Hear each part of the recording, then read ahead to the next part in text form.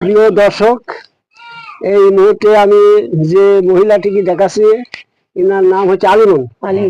হ্যাঁ, আলিমন। এনার বয়স কত হবে? 130। 130 হবে তো হবে তো ঠিক। এ দেখো সব 120 এর নিচে নয়, হ্যাঁ তাই না? যেভাবে দেখছি তুমি আপনার নাম কি? মা বলো দিনি, মা বলো নাম কি, বলো আলিমন বলো মা। ওনার আর বলার সেই ক্ষমতাটুকু নাই। উনি খুবই অসহায় অবস্থায় এখানে আছে। কার হেফাজতে আছে? এখন আমার কে হচ্ছে এটা? মা। মা। আর এনার ছেলে ফিরে আছে? না, ছেলেও নেই? না, কেউ নেই। তাহলে এখন আপনার হেফাজতে, তাই তো? বয়স্ক ভাতা টাতা পায় না, বয়স্ক ভাতা পায় না? বয়স্ক ভাতা পায়, ওই কার্ড মার্ড পায় না, এই চাইলের কার্ড নেই, আমারও নেই, নেই, আমারও কিছু নেই। তো এই যে একটা অসহায় মানুষকে কেউ কিছু দেওয়ার ব্যবস্থা করে না?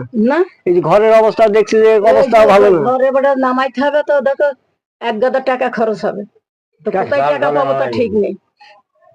কিন্তু এই যে এখানকার যে যারা পরিচালনা করে, গ্রাম মেম্বার চেয়ারম্যান, এরা কিন্তু খোঁজ খবর নেই না? মেম্বার চেয়ারম্যান আছে নাকি? না, নেই। সে তোমার তো বলেই দিন, সব মেম্বার চেয়ারম্যান সব মরে গিয়েছে।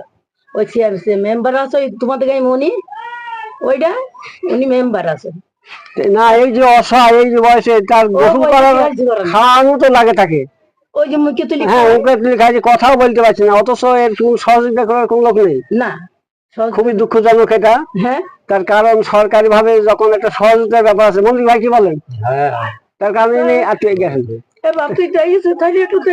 আমি তো দেখছি এই যে এই সমস্ত তুলি ধরবো, আমি যেগুলো তুলি, এই যে অসহায় মানুষদের, এই যে 120 বছর কম করে বয়স, তার ছেলে নেই, আপনি মেয়ে একা, তার এই হেফাজতে আছে। কিন্তু তার যদি সরকারি ভাবে যদি কিন্তু আর্থিক সহযোগিতা হতো, তাহলে অবশ্যই একটু একটু ঘর দূর দিলে যে অবস্থায়, হ্যাঁ, পানি হলে তো পানি পড়ে। ও বাবা, ওদেরকে আমি বলুন একলা একলা উঠি কি করবো, কেউ বলি বলি হয়েছে না। প্রিয় দর্শক, খুবই অসহায় মহিলা।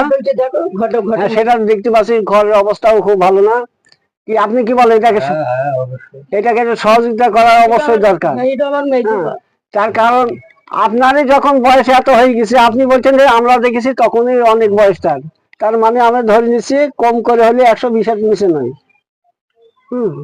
প্রিয় দর্শক, আর মাইসি শুধু বলবে তোমার মা এখনো আছে, কথা বলবে এটা আল্লাহর এটা নিয়ামত। কাকে হায়াত মত হয়েছে আল্লাহর হাতে। সেই যে একটা রয়েছে স্মৃতি, আমি কথা বলতে পারলাম না, তাহলে এর কাছে আমি অনেক কিছু জানতে পারতাম, কিন্তু কথা বলার ক্ষমতা নেই, এই জন্য তার কাছে কিছু জানতে পারছিনি। তবে সবাই দোয়া করি যে কয়েকদিন হায়াত যা রেখেছে, আল্লাহ যেন তাকে